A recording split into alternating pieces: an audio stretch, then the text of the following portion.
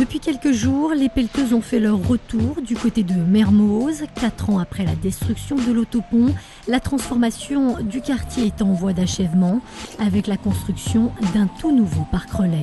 Aujourd'hui, le Citral a acquis un volume en souterrain qui se situe en dessous du parking aérien des Galeries Lafayette qui était là avant le démarrage du chantier.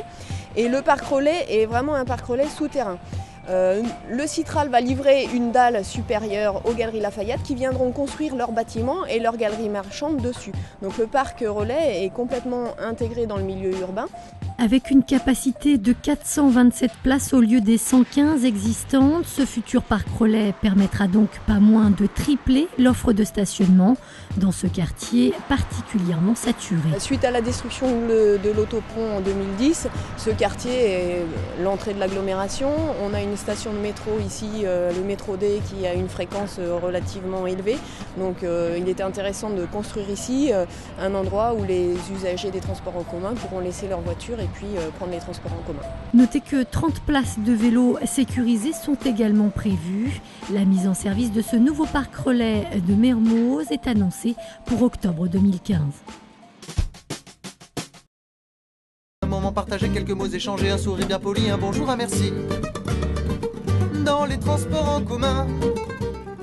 Vous êtes artiste et vous ne rêvez que d'une chose, vous produire devant un public. Ça tombe bien, le Citral et Keolis s'organise pour la toute première fois un grand casting en vue de la fête de la musique. À la clé, une mini-scène rien que pour vous sur le réseau TCL.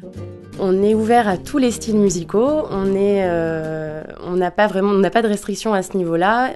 On peut faire partie d'un groupe, jouer en solo, faire partie d'une chorale.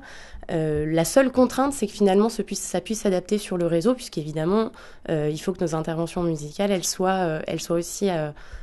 ne gênent pas finalement le flux de nos voyageurs sur le réseau. Et pour postuler, rien de plus simple, il vous suffit d'envoyer 2 maquettes ainsi qu'un descriptif de votre univers musical sur tcl.fr. Suite à la réception des candidatures, on va présélectionner 6 candidats. Ces 6 candidats vont passer une audition le 19 mai. Et à l'issue de cette audition, on va sélectionner 3 candidats qui se produiront le 21 juin sur le réseau TCL. Notez que ce casting est ouvert uniquement aux 18 ans et plus. La date limite d'inscription, quant à elle, est fixée au 5 mai prochain.